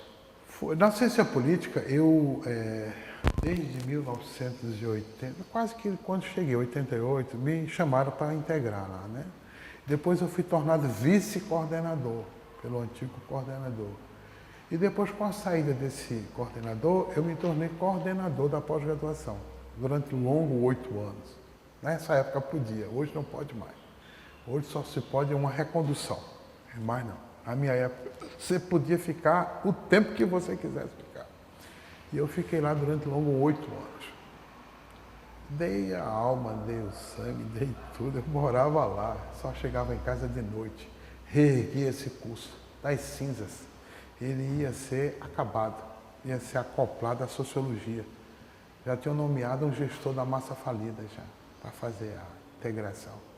Então, levantei, convidei professores, consegui bolsas, melhorei o nível do curso. Cada aluno tinha um computador para trabalhar, assim, já separado. Tinha cota de xerox para os alunos nessa época. Isso foi uma maravilha, porque nessa época tinha um tal de taxas de bancada, correspondente a um número de bolsas. Então, o curso tinha dinheiro para fazer publicação, para convidar pessoas, para financiar trabalho de campo dos alunos. Foi uma maravilha. Ser gestor nessa época foi muito bom, porque você podia ali criar uma situação muito propícia, né, para o trabalho acadêmico. Foi maravilhoso. E os outros professores e o ambiente eram melhor? Muitos eu chamei, né? Eu que trouxe para o curso que não tinha, estava definhando. E eu chamei muitos professores para lá, participei de bancas de concurso. O curso mudou, porque o curso não tinha cientistas políticos, tinha gente de outras áreas, mas não tinha gente de ciência política. E eu fui então agregando, gente do exterior que me mandava carta, querendo uma carta dizendo assim, eu gostaria de aproveitar fulano quando voltasse. E essas pessoas vieram e se agregaram ao programa, o programa mudou, ganhou uma cara de ciência política mesmo, com uma publicação própria, uma revista própria, né? Bolsas com um nível muito bom na CAPES, com boa estrutura física também. E o curso mudou bastante. Chegou a um ponto, depois de 8 anos, que eu achei que não era bom continuar, porque era um momento de dar um salto do mestrado para o doutorado, era preciso ir além. Só mestrado não adiantava. Eu achava que eu estava muito cansado para continuar a fazer isso, estar à frente de um projeto. Então, passei adiante para outros colegas assumirem a tarefa de implantar o doutorado. E foi implantado o doutorado lá de ciência política, né? Aí eles tocaram lá, né? Continuam tocando lá. O curso está bem, o curso de ciência política está muito bem, bem mesmo, né? Eu passei 20 anos em ciência política. Eu acho que é um bom pedaço da minha vida. 20 anos. Dediquei a minha vida àquele curso. Acho que eu fiz um trabalho bom. Só você atribui uma dupla identidade de historiador? Terminei. Porque o que eu queria mesmo era ser um bom professor de teoria da história. Estudar filosofia, escrever esses artigos de filosofia e tal. Só queria isso, não queria mais nada não. Mas por conta dessa minha ida para ciência política, eu virei outra coisa bem diferente. Porque há também uma particularidade, né? Eu não sou um professor de sala de aula e nem de gabinete. Eu tenho uma vida pública aqui em Pernambuco, né? Você sabia que há uma repórter de uma revista do Rio de Janeiro chamada Daniela Pinheiro, da revista Piauí, uma revista grande assim. Chegou aqui e disse: professor, o senhor é o único que eu conheço que faz críticas ao ex-governador do estado. Todo mundo que eu entrevisto aqui, não vejo quem queira realmente fazer uma crítica. Eu disse: pois é. E olha que eu conheço, porque eu participei bem perto de um bocado de coisa desse ex-governador, não é? Então, terminei eu assumindo um papel que nunca me passou pela cabeça de querer fazer isso. Eu escrevi muito para os jornais, para todos os jornais daqui do Recife. Houve uma época que eu escrevi para todos os 3 ou 4 que tinha aqui. Escrevia muito, às vezes duplicava os mesmos artigos. Não é? Mas não porque queria ser analista político, não queria ser. Escrevia porque gostava de escrever mesmo. Colaborar, contribuir para fazer resenhas, comentários. Mas terminei enveredando por conta desse mestrado de ciência política dentro de um campo que, sinceramente, não estava muito previsto, não. Essa coisa de ser cientista político, nem me considero, porque eu não tenho formação em ciência política. Não tenho. Sempre disse isso. Não é? E nem faço questão de ter também, não. Mas, em função das coisas em que eu me meti aqui, em Pernambuco, sempre muito criticando os governadores aqui, eu peguei 2 processos do outro governador, Jardel Vasconcelos. Um em cada gestão, para ficar bem, um numa gestão, o outro na outra gestão. Mas eu terminei me envolvendo tanto com isso que hoje eles pensam que eu sou cientista político. Eu não sou, eu sou professor de teoria da história. Se eu for explicar isso, eles não vão entender nunca. Cara, só tem uma atuação, né, muito grande escrevendo para a imprensa, né? Isso obriga a escrever muito sobre conjuntura também, muito. Né? Diferente do trabalho do historiador. Que é o que eu mais prezo, viu? Vamos deixar registrado que o que eu mais prezo é de ser professor de teoria da história. Sim. É o que eu levo a sério. E como é que funciona isso? É uma atividade à parte, diferente, ou o senhor carrega alguma coisa dessa? Mistura muito, porque os próprios alunos do curso de História me pedem para fazer essas coisas, para fazer essas análises, etc. Sempre estão me pedindo para fazer. Eles entendem que talvez seja a pessoa do departamento que mais se interesse realmente por essas questões e que toma posição, porque também tem a questão de tomar posição publicamente, e ninguém quer isso. Tomar posição aqui ninguém quer, porque sofre as consequências, e sofre mesmo. Vira um leproso, uma pessoa assim que já é visada. Fulano, a gente tem que tomar cuidado com fulano. Né? Então, acho que eles têm essa visão, e eles então me pedem para fazer essas coisas. Né? Agora, eu também acho que eu tenho responsabilidade. Não posso me omitir, não, de dizer essa questão do governo de Pernambuco, a morte do governo de Pernambuco. Você conhece um trabalho de João José Reis, famoso, Quando a Morte se Transforma na Festa? Pronto. Alguém tinha que dizer isso no enterro de Eduardo Campos, aqui em Pernambuco, né? Que aquilo virou um mega espetáculo, patrocinado pelo governo do Estado e a mídia. Alguém tinha que dizer que aquilo era uma festa, uma grande festa, como são os velórios do interior nosso, do Nordeste, né? E com um objetivo eleitoral, pior de tudo, com um objetivo eleitoral mesmo, né? Tinha que falar essas coisas, porque senão... E o camarada só publicou com a permissão da família. O sujeito só publicou antes, dizendo assim, esse artigo foi recebido há 2 dias de antecedência, mas em respeito ao luto da família. Nós não publicamos, deixamos para publicar 2 dias depois, etc. Mas como a própria viúva admitiu que não queria tristeza no funeral, que ia ser um momento de luta. Então eu achei que podia deixar sair esse artigo, pedindo licença. O que me obrigou a fazer uma carta para ele, dizendo que a Constituição do Brasil já prevê o direito de crítica do contraditório, que não precisa se desculpar não, porque isso é um direito que assiste a todo brasileiro, de ser contra, de ter críticas para fazer, inclusive aos mortos, porque o morto está vivo. Eu estive no Maranhão, 2 semanas atrás, e o morto estava vivo no guia do PSDB, falando, gesticulando, dizendo vote nesse. Eu digo, esse morto está vivo que só, hein?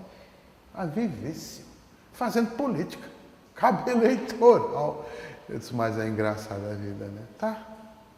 Aí quando chega em Pernambuco, o retrato do morto está em todas as esquinas aqui no Recife. Todas as esquinas tem um retrato do morto. Tudo. E o morto está no guia eleitoral, fazendo propaganda. Eu disse, mas é engraçado, né? E aí fica falando de luto, fica falando de sentimento, por hipocrisia, né? Por hipocrisia. Por essas e outras, aí a gente tem que fazer isso, né? Tem que dar essa contribuição. Pode se omitir, não deve se omitir, acho. Não deve. Eu tenho uma atuação sindical também, né? Alguns sindicatos me procuram para fazer palestra, análise, etc. Eu colaboro muito com o Sindicato de Servidores Públicos Federais, aqui, nosso aqui. Nunca me neguei, pelo contrário, eu sempre vou. Porque acho que é parte da minha profissão fazer isso, né? Eu tenho condições de fazer, não vou me negar a fazer, eu vou fazer sim. Ou então, quando se trata desse genocídio da faixa de Gaza, eu sou neto de sírio-libaneses, eu sempre que posso me junto com os palestinos, a comunidade palestina, a comunidade árabe, para fazer alguma palestra, alguma coisa. Fiz na Faculdade de Damas a semana passada. O sujeito dizendo, é uma guerra assimétrica, não sei o que, esse pessoal que doura a pílula. Eu disse, que guerra, né? Isso é um genocídio. Para que usar essas expressões eufemísticas? Isso é um genocídio. Não tem perda, isso é crime de guerra. Tem que ser julgado como crime de guerra. Enfim, acho que a gente tem que participar, né? Não pode não se omitir, dizer que não vai fazer as coisas. Tem que participar mesmo. E tem um ônus, isso sempre tem um ônus, tem uma ação de retorno. Tem gente que me xinga, que diz isso, que diz aquilo. Eu não escondo que sou ateu, eu sempre digo, né? Nunca escondi. Sou ateu, sou materialista, sou de índole socialista ou mesmo comunista. Nunca escondi isso, nunca. E as pessoas não gostam, né? Acham ruim. Diz isso é como é que se diz? Um apóstolo, um herege, que vai destruir aqui. A pernambucaneidade, essa perna, parece uma cocada, né? Um bolo de Souza Leão. Eu fiz um livro chamado Fim do Nordeste e Outros Mitos. O alvo é Gilberto Freire, Ariano Suassuna, essa turma boa, né? Gente fina, Raquel de Queiroz. Esse povo que fica dourando, né? Querendo transformar a necessidade em virtude. Por isso que eles têm raiva, muita raiva. Assim, esse camarada realmente é uma pedra no sapato. Né? O senhor estava mencionando na conversa inicial, está pensando em se aposentar em breve? Estou pensando, então, o que é que eu vou fazer da minha vida, né? Eu tenho 63 anos, já completei o meu tempo de serviço, eu estou no que se chama de abono de permanência. Abriu-se essa possibilidade de acesso à titularidade, ano que vem, né? E eu estou preparando as coisas para ver se é possível fazer isso. Depois disso é que eu vou tomar uma decisão na minha vida. Não é porque eu não gosto de ensinar, não. Eu gosto muito de ensinar. Muito mesmo. Eu, às vezes, aos sábados eu dou aula. Também. Mas é a perseguição que começa a pesar. Quando você é mais novo, mais jovem, mais afoito, você aguenta. Vai chegando a um certo ponto que você não aguenta mais perseguição. Entendeu? Dentro da instituição. Não aguento. E olha que eu durmo. Eu boto a cabeça do meu travesseiro, eu durmo. Não tomo remédio. Eu conheço muitos colegas que tomam remédio para dormir. Eu não tomo remédio. Nunca tomei remédio. Eu não tomo remédio nenhum. Mas não tomo remédio para dormir. Eu consigo dormir mesmo. Eu já respondi a muitos inquéritos na minha vida. A muitos interrogatórios. Então, quando vai chegando a um certo ponto da vida da pessoa, a gente fica cansado de responder a inquérito. Cansado. Não sei se eu aguento mais responder. Eu tive um grande problema nos últimos 2, 3 anos, que é um sujeito que eu hospedei no meu núcleo. Eu tenho um núcleo de trabalho, chamado Núcleo de Estudos Eleitorais, Partidários e da Democracia. Eu hospedei esse sujeito no meu núcleo para ele trabalhar. Ele não era daqui, não, ele era de fora. E esse camarada, eu acho que ele cresceu os olhos. Ele começou a achar que era o tal dentro do núcleo. Já falava em nome do núcleo. Escrevia em nome do núcleo. Não é? se intitulando coordenador, vice-coordenador, etc. E eu comecei a ficar inquieto com aquilo dali, porque as pessoas já me pedir satisfação a mim. Quem é fulano de tal? Por que fulano de tal faz isso? Por que fulano de tal faz aquilo? E eu, na minha ingenuidade de achar que a gente tem que ajudar mesmo, precisa ajudar as pessoas. Tudo é público, a gente tem que ajudar, não é da gente. Mas esse camarada foi longe demais. Roubou os equipamentos do núcleo, 2 computadores, máquina de filmar, câmera de fotográfica, falsificou minha assinatura, pediu bolsa em meu nome ao CNPq. Esse camarada pintou o 7 mesmo. E eu disse a ele, você vai ter que... Nosso casamento vai se acabar, eu disse, eu já me descasei mais de uma vez. Eu não vejo porque esse casamento não vai se acabar. Todo casamento pode se acabar um dia. E com esse daqui tem que se acabar. E o camarada não gostou. Ele se revoltou, porque achava que estava dando uma grande contribuição no núcleo e que ele não podia simplesmente sair assim, de mãos vazias. Ele não tinha nenhuma vinculação com a universidade. Nenhuma. Nem como aluno. Porque ele tentou ser doutorando e não aceitaram ele. Mas ele não saiu, não quis sair de mãos abanando. Então esse sujeito infernizou a minha vida. Viu? Escreveu até para a presidente Dilma. Para Dilma, para o Ministério dos Direitos Humanos, Ministério da Justiça. Escreveu para a Câmara dos Deputados, para a Comissão de Direitos Humanos da Câmara dos Deputados, para a OAB, para não sei quem. Olha, esse cara infernizou a minha vida.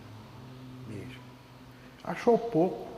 E ainda encheu um blog que tinha de fotos minhas dos meus alunos, cheio de infâmias e de calúnia e de difamação. Isso me custou muito. Porque eu tenho que, como servidor público, tem que responder tudo, né? Não pode não responder. Tem que responder, né? Olha, isso tudo me custou muito. São 3 anos já de ter que explicar essas coisas todas. Porque esse sujeito saiu, não é? Porque não pode ficar, porque fez isso, porque fez aquilo. Foi para a imprensa, foi à televisão, veio saber o que tinha acontecido, e etc. E eu querendo minimizar, porque isso não é uma questão acadêmica, é uma questão policial, né? Mas não adiantou. E os blogs todos da vida e tal, só os jornais é que não publicaram nada. O que ele gostaria era que os jornais publicassem. Claro, né? Não publicaram. Os blogs publicaram, a televisão ainda foi perguntar o que era e tal. Mas fora disso, mas mesmo assim me causou muitos problemas profissionais. Muitos e muitos problemas. Isso tudo me cansa, vem me cansando. Agora há pouco, eu já era, né? Mas continuo como professor da pós-graduação de Direito. Sou professor de Teoria Política lá. A faculdade nossa aqui. Veio um pedido de informações, eu não sei nem como, do MEC, saber qual é a minha contribuição ao programa de direito. Só pode ser coisa desse sujeito, porque tem uma lei de acesso à informação que qualquer pessoa pode acessar. Só pode ser coisa desse camarada, que deve ter se dirigido ao MEC, e o MEC resolveu interpelar a universidade sobre qual é a minha contribuição para a pós-graduação de Direito. Eu nunca vi isso. Nenhum professor que tem daqueles ali jamais foi perguntado qual é a contribuição que eles têm para a pós-graduação de Direito. Nenhum. Inclusive os que foram desligados pelo coordenador agora há pouco. Foram vários, por conta da nota do curso. Eu digo, mas até isso eu vou ter que responder. Qual é a minha contribuição? Eu vou pegar o meu currículo Lattes e anexar. Quer ver? Leia. Que é um documento público, de fé pública, leia. Quer saber? Está tudo aí no currículo. Mas que coisa! Isso é uma atividade policial. Essa é coisa policial, isso não é acadêmico. Qualquer pessoa que quer saber a vida de um docente, acesse o currículo Lattes. Bota lá o CPF e tal, sai o currículo Lattes. E lá tem as informações.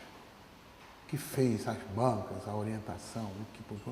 Como é que o Ministério da Educação manda um pedido de informação para saber qual é a contribuição do professor ao programa? E precisa. Basta consultar o currículo Lattes. Lá vai ver se ele faz alguma coisa ou não faz, né? Lá vai eu dizer, entrei em tal ano, a convite de fulano de tal, fiz isso, fiz aquilo. Cansa. Essas coisas me cansam muito. coisas que não precisariam fazer, não tem necessidade de fazer, mas me cansam bastante. Isso é o que me faz realmente pensar muito. Sobretudo a saúde, porque vai chegando um ponto que você tem que se cuidar da saúde, cuidar da sua saúde, né? Eu vejo as pessoas morrendo aos 60 anos, 65, 66. Esse ator americano morreu com 63, na minha idade, né? 63 anos. Foi. O Will que morreu com quanto? 65, 66, ele tem um pouco mais. As pessoas vão morrendo. E você diz, isso deve ser uma vida mal vivida, só pode ser, né? Porque ela repercute sobre o corpo, sobre o organismo. E eu acho que a gente precisa viver bem, gozar a vida.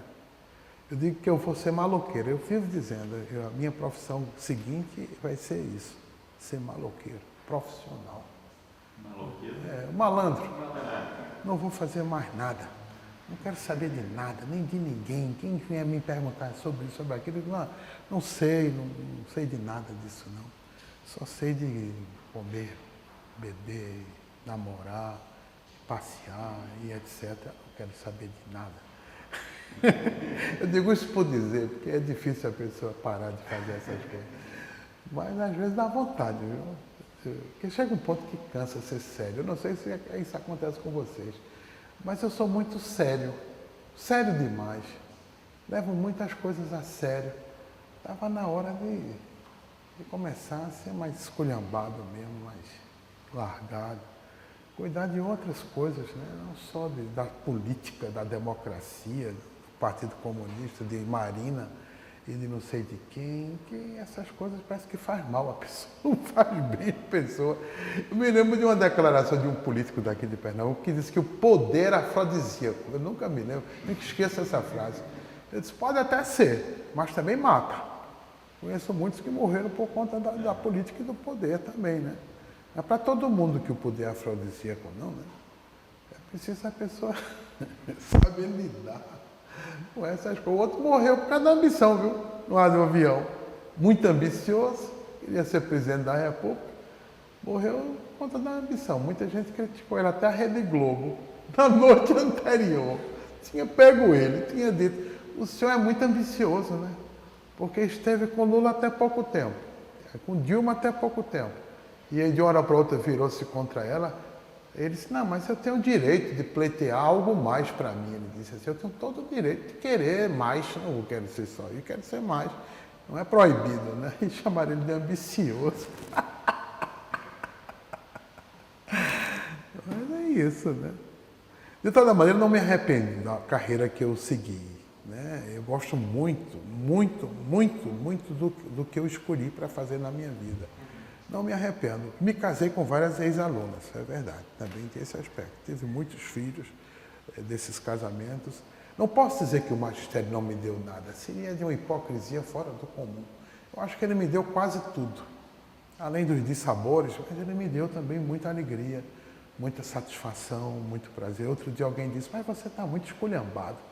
Por que você não procura se ajeitar mais e tal, etc. Eu disse, porque o meu orgulho é outro.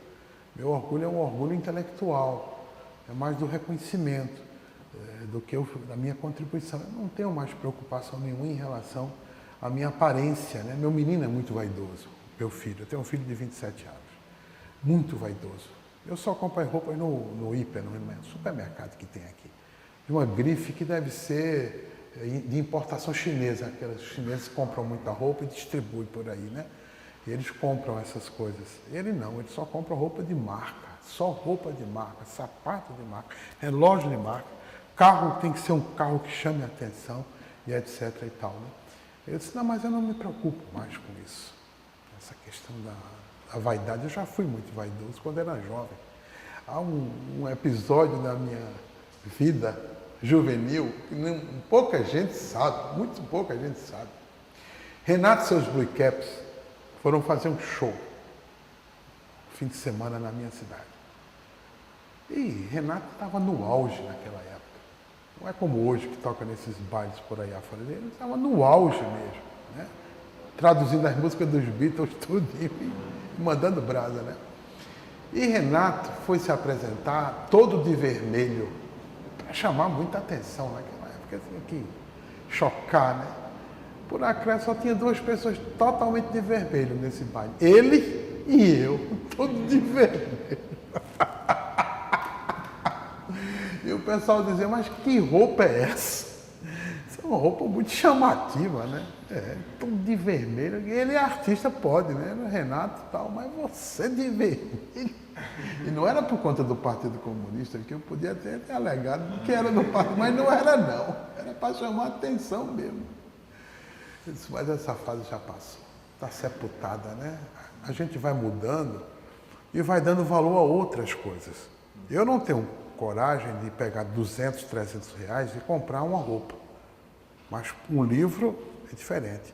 Eu estive na Livraria Cultura e vi 2 livros que eu não comprei porque eu primeiro namoro muito, depois eu me caso.